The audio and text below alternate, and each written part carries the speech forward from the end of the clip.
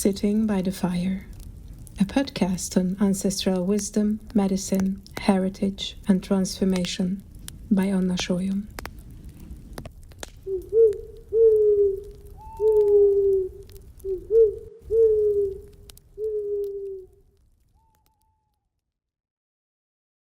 Hello everyone. A very good morning or good afternoon, depending on where you're watching us. A good evening even.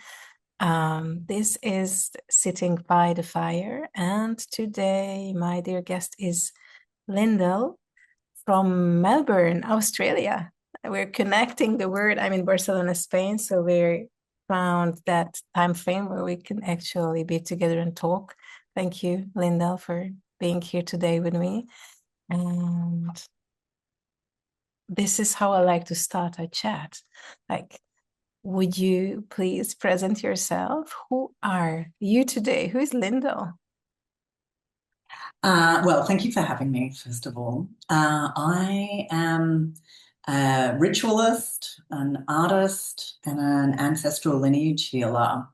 I've been an artist for 30 years. That's been the focus of my practices. And for some years, I've been transitioning my interest towards ritual.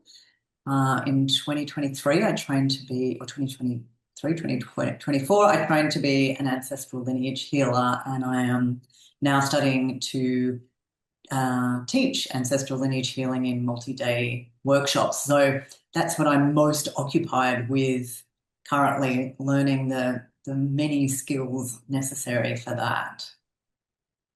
What skills are necessary for that? That's like, oh my Well, God. So of course, I'm there too, but there are many skills. there What are is many skills. I'm loving that they're ritual skills. So I have been very lacking in confidence singing. So I'm practicing singing and I'm gathering songs, which is something that I've never done before and which I'm really enjoying. And yeah, learning to speak articulately about all sorts of things, including just the practices, but also about cultural harms. And that requires some research and insight. I'm also connecting with my ancestors a lot to deal with those cultural harms, which is really beautiful and often quite intense and moving. Yeah, they're the things I've been occupied with the last weeks. I hear you. I hear you. I think I will invite us and all everyone who is with us to take those steps back. What is ancestral healing for you? Because I think it's good to start at the beginning, because someone who's listening to us may not know. So there are different contexts to work with the ancestors, and you and me, we're practicing one called Ancestral Lineage Healing, created by Dr. Daniel Four. And I think I'm really curious the why we need to work with the ancestors, because I think this is we haven't grown up with this framework of, oh, ancestors, yes, we honor you or we pray. So why is that important for you, and what is ancestral healing for you? It's many things. It's actually, I think that's one of the amazing aspects of the practice, is that it operates on many levels. So on one level, I just feel very well supported by my ancestors.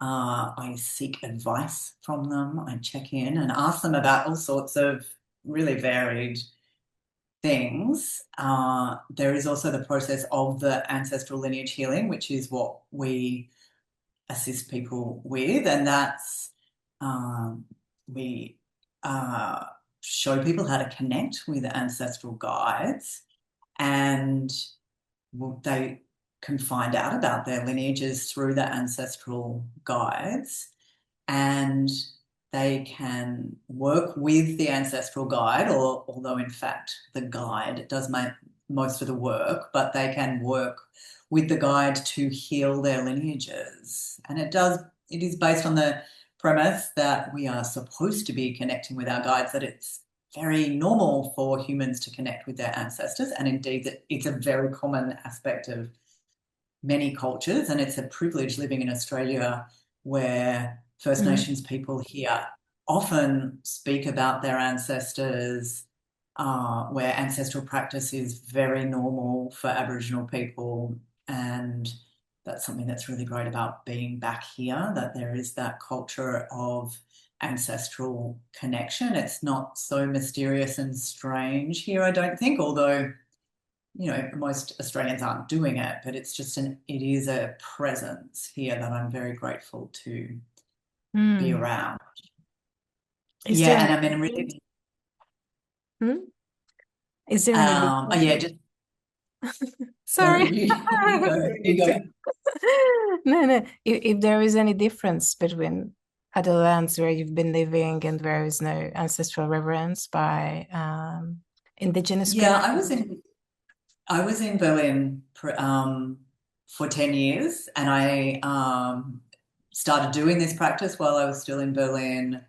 I attended an intensive there, and then I also trained to be a practitioner while I was there. And then when I came back, I mean, I knew that Aboriginal people connected with their ancestors, but it's just interesting to me how often it comes up. And for example, if I go to an artist talk by Aboriginal artists, they very often will refer to their ancestors. Um, yeah, yeah, it's just very present in that culture, and then also ours as a result. And Mm, yet in Berlin, I mean, Berlin, there's many different spiritual practices, and people might refer to their ancestors, and there are certain people there who are definitely working with ancestors, and we have colleagues in yeah, they're mainly outside Berlin, but there are people they're working within this practice, but it's I mean the Indigenous culture in Europe is no longer there, so there isn't that same regular reference yeah. to the Th- ancestors. There would be more Northern Europe, the Sami people who are Yeah, indigenous and descendants of the original indigenous people in Europe. But yeah, here in yes. Europe, it's quite different. It's been so long that everybody got assimilated in some other group of people. So it's a bit more homogen, I think. And but what brought you to discover what was ancestral healing? What was the hook that took you there? Because I think it's not Uh, there that were common. there It's were many paths actually that led me to it, which is interesting to me. For one thing, I even as a child felt a strong connection to Scotland, where a lot of my ancestors are from, mm, and mm, that was a bit weird because my ancestors have been here for 4 or 5 generations, but I still felt this real connection, and my mother also feels it. So that there was no logical explanation for that. I also remember I have a really strong memory as a small child, like in primary school, singing a folk song called "Bound for Botany Bay," and it's a song about Irish convicts who are being transported, and there's no hope of them ever returning. They're going to be in Australia forever, and it's very sad. And I remember crying to this song as we sang it, and nobody else was sad.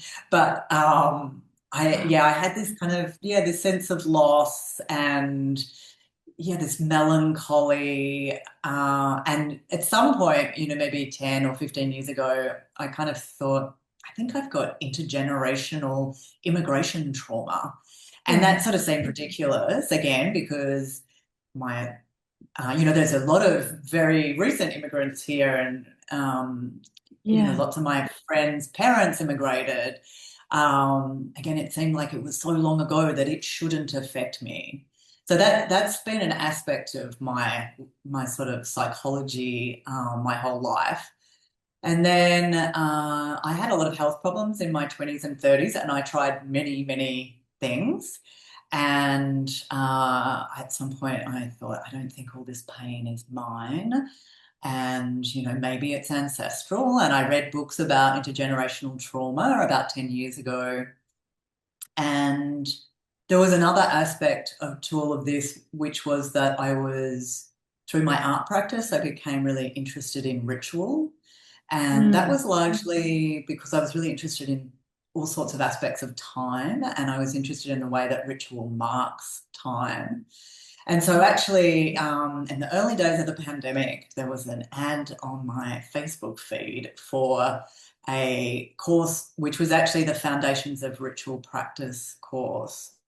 mm, And I signed up for that, and it was run by Ancestral Medicine. I should say there was another piece to this, which was that in 2018 I took ayahuasca for the first time, and actually in that very first session had a very intense ancestral connection with my grandmother and my uncle who had died before I was born.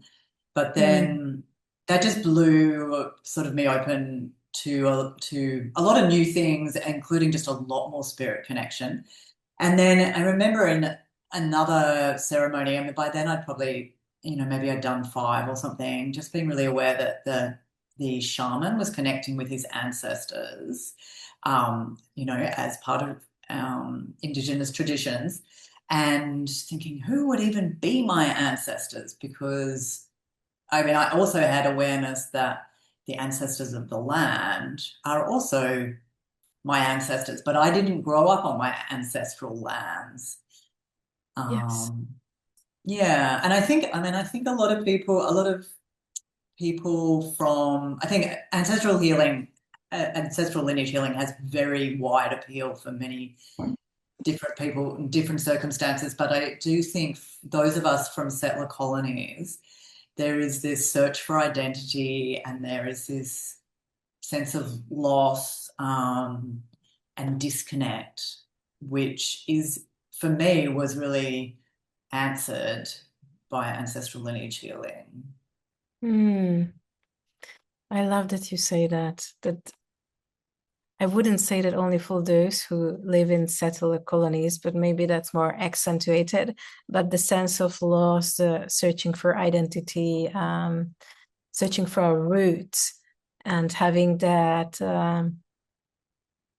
like a numb pain, like a very old and disappeared limb that you don't even remember you had, but it's still hurting in some way. I think that's how I would put it.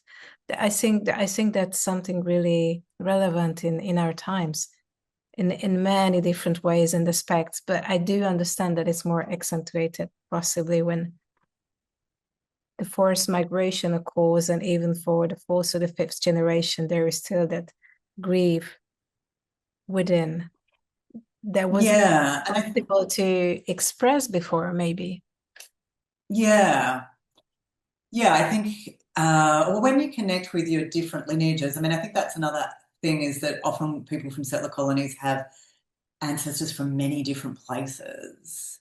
Mhm. And that would always be a little bit strange to me with my German friends, and when I have German clients, most of them, it's like their ancestors are German, and maybe there's some Slavic ones, maybe there's some Nordic ones, and of course there is big immigrant populations in Germany, but in places like Australia and the US and Yeah. Canada and New Zealand, there are people from all over the world. So people have ancestors from many different places and many different cultures. And if you're that person who, looks a particular way, but is not easily categorized, I think people in those circumstances are a bit more likely to have that sense of Mm. desire searching. And I think we have there are kind of two severances, because we have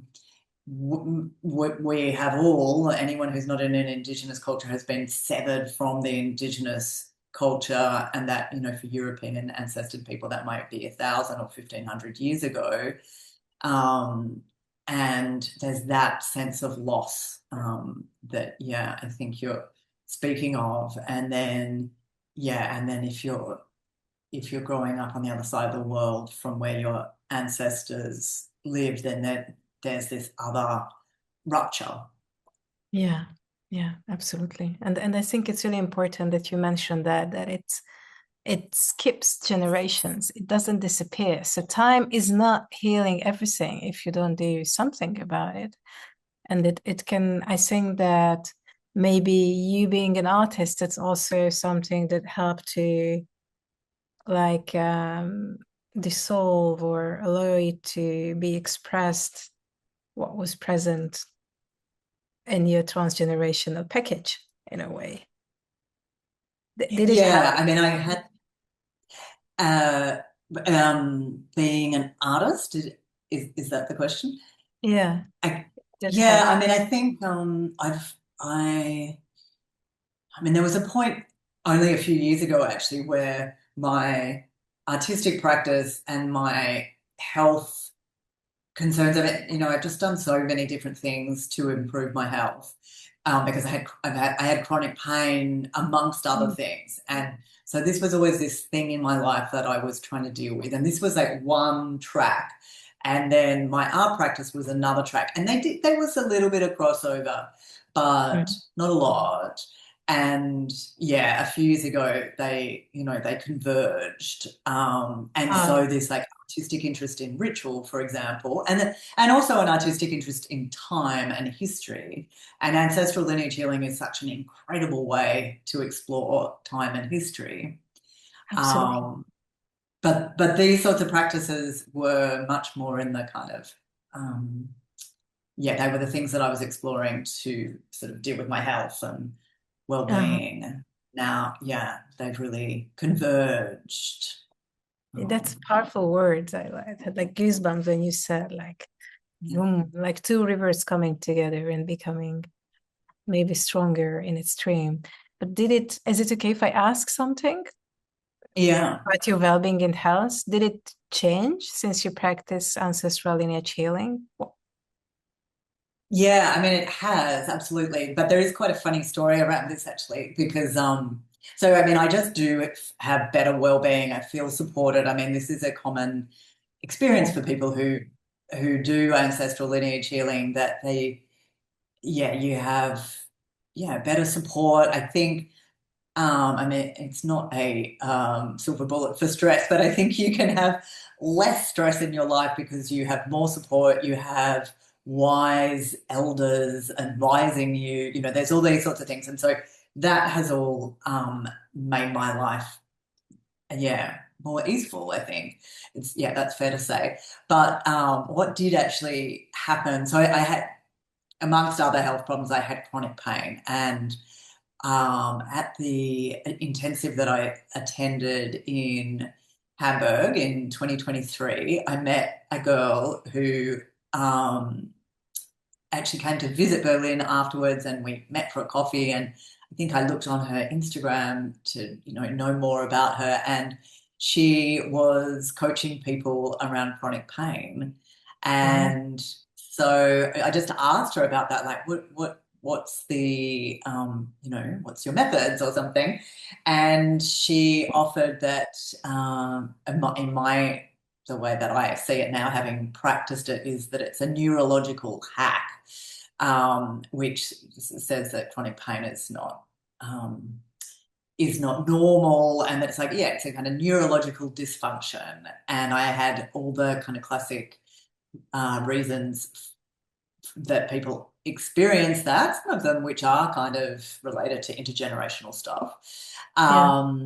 Yeah, but that's actually what has fixed my chronic pain. Wow. And I mean, I think that's really funny because it wasn't directly from the ancestors, but it was directly from attending an ancestral lineage healing Yeah. workshop and meeting somebody there. Oh, wow. Yeah. Mm. So Yeah. what is an ancestral lineage in healing intensive? Because we keep Well, referencing it if you wanna tell us about it. yeah. So for many years, Daniel Four, who created the method, has been conducting intensive. So they'd be in-person, group, multi-day workshops. And I mean, I think that's how he developed the practice. I'm not positive about that, but certainly he's been doing them for a very long time. And now there's a whole lot of us training to do them, but they are, yeah, multi-day. You can heal a lineage in an intensive. Doing the work in person with a group is kind of another level. Although, I mean, I think ancestral lineage healing has such incredible elegance because you can practice it in so many different ways. Yeah, Um, and so it can be done in a way that suits the individual. But yeah, the intensive, I mean, it's 3 days. It's intense. That's it true. But it does have this potential for cultural healing that was immediately very appealing to me when I did the one in Hamburg. Um, and I'd already healed one lineage with the online course. And yeah, I was very excited when I realized there was going to be an intensive yeah, nearby. And yeah, the cultural healing aspect is really wonderful. Just having, all those people in a room who, may be dealing with similar issues, maybe also, in a similar location, dealing with different, being in different parts of that experience. So, I mean, in Germany, obviously the Holocaust is a theme and Nazism is a theme. And there were, I think, about a third of the people in at the intensive were Jewish, and there was also obviously quite a lot of German people there. And yeah, that was all really incredible to see that yeah, openness. There was an apology from a Nazi ancestor person.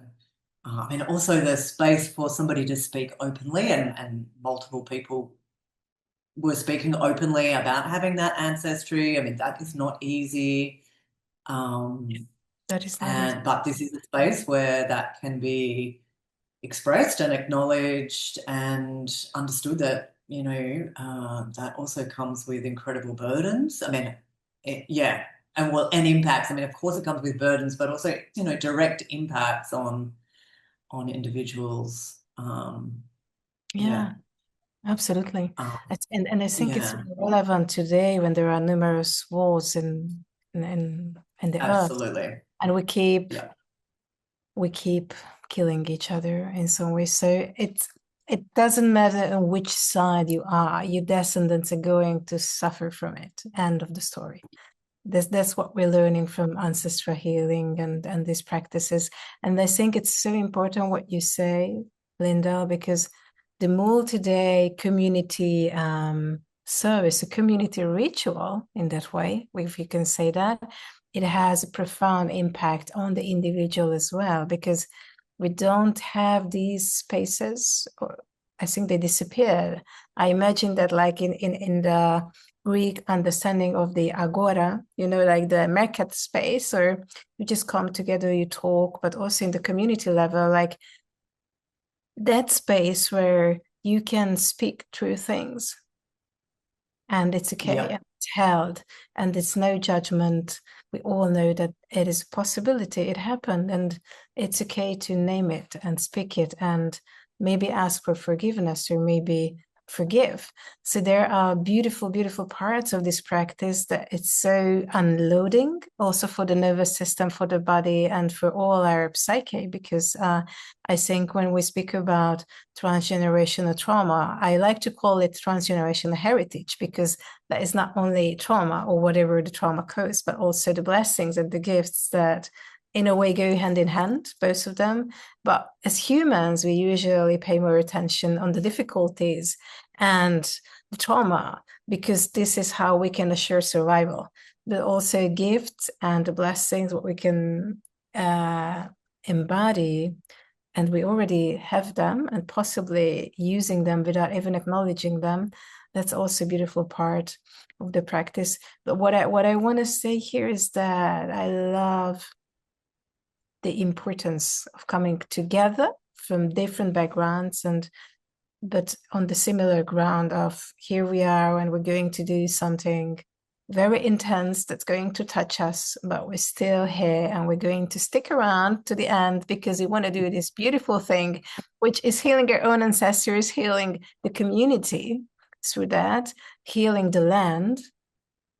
And I especially love that part, which is like the central offering. I call it like a visual prayer, because I think because of whatever religious background we have or how we grown up, we may be familiar with the term of praying or prayer, but I think not many of us has been learning how to pray maybe with your hands or with your voice, like singing. That's a different way. So there are many ways of honoring and praying, and I really love that we're crafting something together in these intensives. How did you find that as an artist, that there is like this visual, touchable thing that we do together? How was that for you? Yeah, yeah, that is a very beautiful aspect. And actually, so I've attended two intensives, and the second one was in Belfast, and I was there as a baby practitioner. Mhm. Yeah, I mean, I was still studying essentially, and so I didn't have a little group, which is what usually happens in the intensives, is that there are practitioners who are there to give people feedback about their experiences dropping in. And I did help some people who needed, sort of special assistance. But a lot of what I did was attend to the offering. And yeah, that is an honor. And I mean, it was great for me because it was in some respects very similar to other work that I'd done, and even that I had done Mm. a lot of work with food and also working on the floor.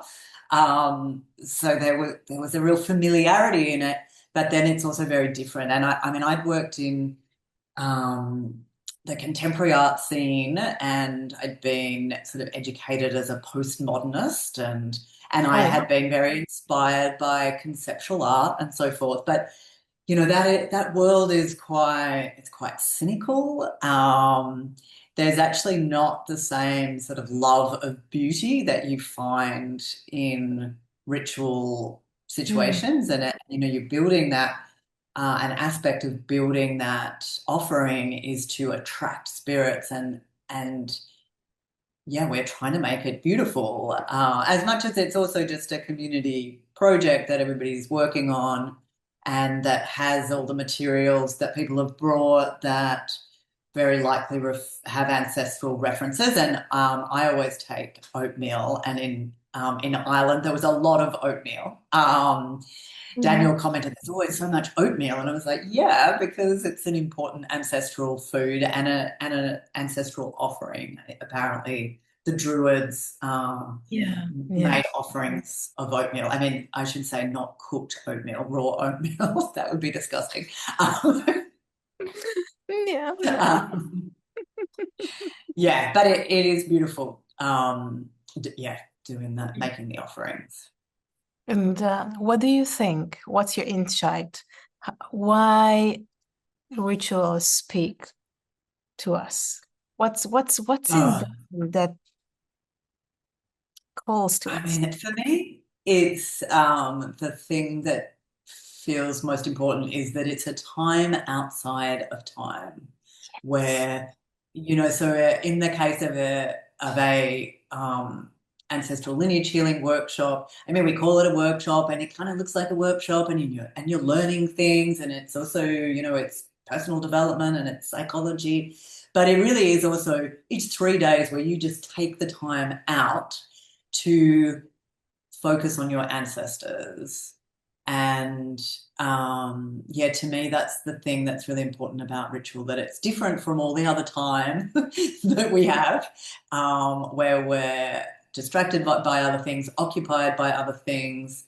But we just take this time. It's like a little pocket.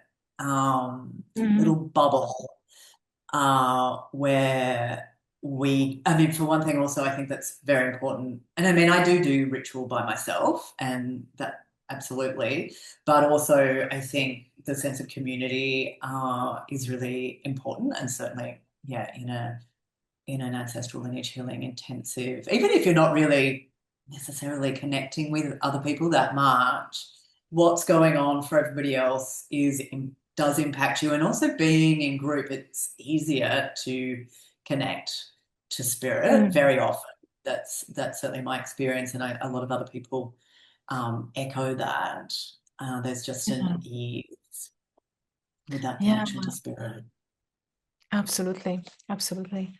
I just remember now that I had a client. We didn't work on ancestral medicine because she said that she was not so spiritual. She didn't want it.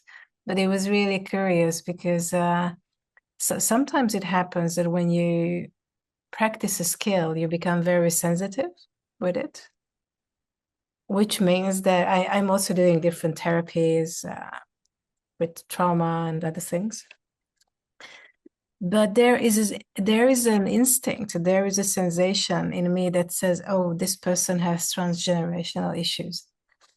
So that's like it doesn't matter what amount of work you're going to put in yourself until you come and deal with whatever your ancestors have done or haven't done, or what happened to them, or what is like pushing you down, literally like a weight. It's like difficult because it's like pouring cups of waters in a desert, like it's like you're doing a lot of effort, but it's not going anywhere because the root cause is not in your own personal life, but the root cause is somewhere far more back in time than you could reach even with family constellation. But this was my experience. Like I could go back to a certain point and it was lovely and I love it and it's really good in some points. But I needed to go back much further in time to Further. exactly to bring the water where it was needed because otherwise it just cannot reach, the roots in a way. Yeah. I brought it in because what you said about your experience in Hamburg and the cultural healing and how important it was to speak about some topics. Well, we may know where our people have come from or what are the harms that they committed or what are the harms we suffered from other people's ancestors. But at one point in time, I think we all had those ancestors who committed harm and other ancestors who were suffering from that because that's a lot of people. I mean, only if we count for the seventh or eighth generation, that's like more than 1,000 pair. I mean, more than 1,000 individuals who paired up to create offsprings, and here we are. So, I how do you see how can ancestral healing help in the word? That's a big question, I know, Yeah. but maybe you have a Well, vision. yeah, I just want to state that it's something that comes up here that very often people will have ancestors from Ireland or Scotland who left, or if they didn't, well, so in many cases they left as a direct result of English colonial practices, particularly the Irish, and like the time of the famine was after that period was when there was mass immigration to Australia. Um, the Scots have tended to experience that colonizing force earlier, but certainly I have ancestors who were both victims of colonization and perpetrators. And yeah, and this is very common in Australia. I imagine it's also very common in other settler colonies. But it just means that to be, I mean, even actually, so in answer to your question, even to be able to be in the space of both of those experiences and, to know that our ancestors, yeah, don't have definitive, it's, you know, uh, yeah, they don't, well, you have many, many ancestors and they have many, many different experiences. And yeah, they're not always a victim or always a perpetrator. And of course, there is absolutely, structural things that mean that certain people are more likely to be victims. But yeah, there's just so many opportunities for, yeah, to be the victim or the perpetrator. And for me, being in Hamburg, it was a special experience because I'm not connected ancestrally to any of those issues, and it was very special to be a witness to that, and to be also to be able to kind of be some sort of support to that intensity, to be somebody who was just there, um, Yeah, and yeah, yeah, able to say the prayers and shed the tears and all those things without it being so loaded. But what was your question? Because I went on a tangent. I yeah, just felt like it's yeah, something that comes up a right. lot here. It's like we're both of these things. We Yeah, are yeah. And it's so colonizers and colonized. yeah, that's super important. And also thank you for naming the power, the importance of being a witness, because we sometimes don't take it in the same important level as it is, but it's really important because it helps to be seen, to be understood, to come out to the light from a dark place, which is always a beautiful healing part. Yeah, and my question was, what is your understanding of feeling? What is the vision behind ancestral lineage healing? How could it support the world? It's a big question, but maybe you have an answer. Yeah. Well, I think it's I mean, once you connect with your ancestors, it's a absolute gateway to animist practices, and that they will very likely, they. I mean, the advice that my ancestors give me is so often sort of go for a walk, sit by the creek, something like that. Um, and so that has become a really big, being in nature has become a really big aspect of my life, which I think is helping me deal with the stress of the world as it is now. Yeah, that I can kind of look at things that are happening in the world now with a kind of directness and clarity that I haven't always been able to do. But I think it's because I spend quite a lot of time sitting by the creek, just watching the water flow past and musing on the fact that the rocks have been there for 50 million years and that, the shitty things that we're doing now, um, yeah, nothing in the span of 50 million years. So I think that's very soothing. And yeah, I think a turn to animist practices, to connecting more with the land, to speaking with the plants and the animals, it's just immediately more environmentally friendly. It just is, and also to come to that place of with relationality. I think Mm, that is a big lesson. I think of ancestral lineage healing that's has wonderful implications for the future of humanity. Is just more relationality, and I think that it's less individualistic. I think so many of us come to this work because of personal problems, and uh, and we're all trying to fix the problems. And contemporary psychology will ask you about your parents and your grandparents, and they'll go, yeah, oh well, that was very bad, but you're the one who has to always deal with it. yeah, And ancestral lineage healing really challenges individualism. It does encourage ritual, which I do think is very powerful and connective, and even just taking those little chunks of time out is very healing. It's very nourishing. Really helps with any kind of integration of of anything really. I think yes, yes. time is very valuable. We're just we move so quickly, and yeah, just taking time out is very valuable. It is like slowing down. That's it. Yeah. To actually be with the quake and the stones, the pebbles, the grass, and the other than human world around us and the nature. I love that.